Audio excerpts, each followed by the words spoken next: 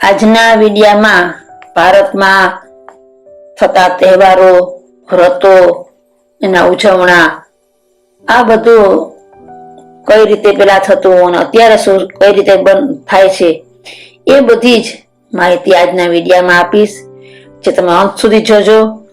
અને વ્રતનો મહિમા શું છે, આ બધી માહિતી આજના વિડિયામાં સાંભળજો.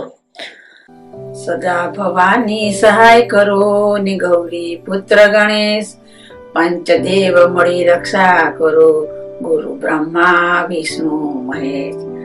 મારું નામ પુષ્પાબેન છે અને મારી એ ચેનલમાં આપનું સ્વાગત છે. સબસ્ક્રાઇબ કરો મારી ચેનલને અને બેલના બટનને ક્લિક કરો મારા લેટેસ્ટ વિડિયો સૌથી પહેલા જોવા માટે. ભારતમાં દરેક મહિનામાં કોઈ ને કોઈ વ્રત તહેવાર આવતા જ હોય છે. તેના ઉજવણામાં વ્રતમાં ઘણો ઉત્સાહ રહેતો. ઉત્સવ પ્રધાન ભારતમાં વ્રત એ તેની શાન હતી. ગુજરાતી માસ મુજબ અષાઢ વદ અમાસ, જેને દિવાસાના વ્રત તરીકે ઓળખવામાં આવે છે.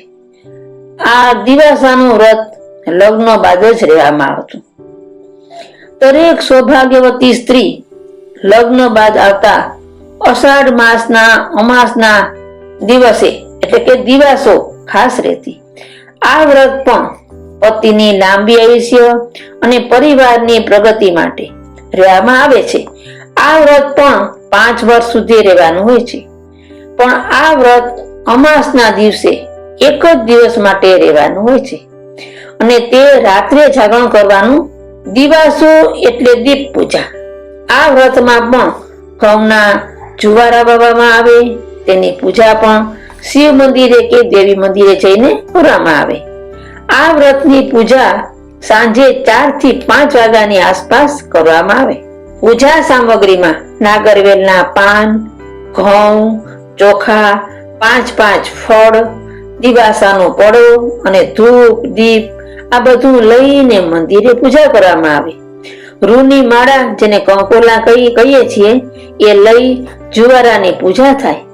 આ વ્રતમાં પણ મોડું એટલે કે નમક વિનાનો ફરાળ કરવામાં આવે. આ દિવસે અનાજ જમવામાં આવતું નથી. પેલાના સમયમાં તો કાચો ફરાળ જ કરતા, જેમ કે ફળ, ફૂલ, આ બધું કાચું દૂધ જે ગરમ પણ ન કર્યું હોય તે, ખજૂર, ખારેક, બદામ, પિસ્તા વગેરે ખાતા. હવે સમય સંજોગ પ્રમાણે સૂકી ભાજી, વેફર, અવનવા ફરાળી આઈટમો જમવામાં આવે છે.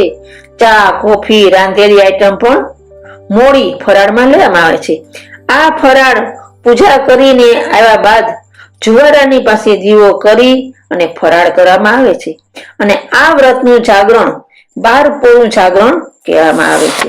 12 પોળું જાગરણ એટલે કે 1 રાત અને 2 દિવસ સુધી ઊંઘવાનું નથી હોતું.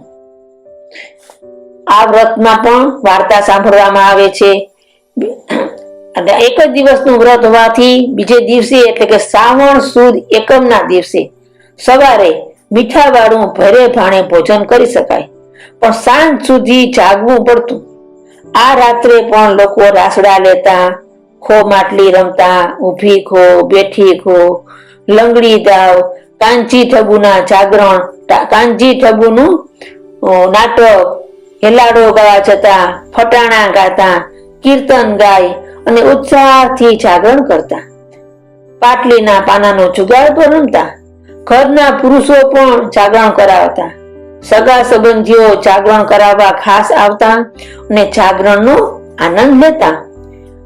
હવે તો ટીવી, વિડિયા આવી ગયા એટલે જાગરણનું મહત્વ ઘટ્યું છે. લોકો ઘર મેળે જાગરણ કરી લે છે.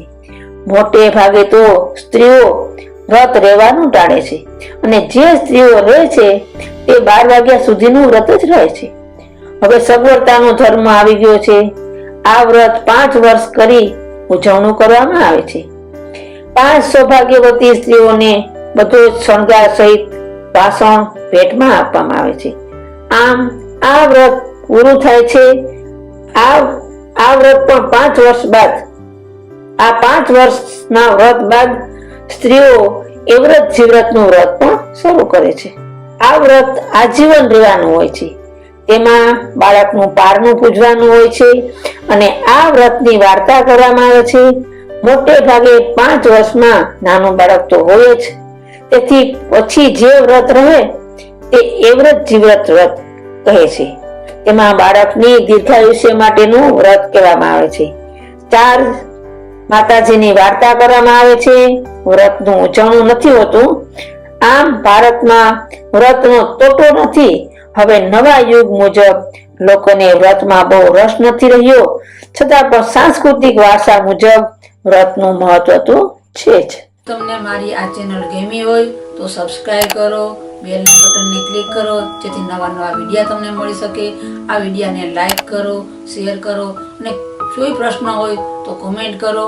તમે અમારો આ વિડીયો છેડ સુધી જોયો, અંત સુધી જોયો એટલે તમારો ખૂબ ખૂબ ધન્યવાદ. આપણે ફરીથી નવા વિડીયા સાથે મળશું.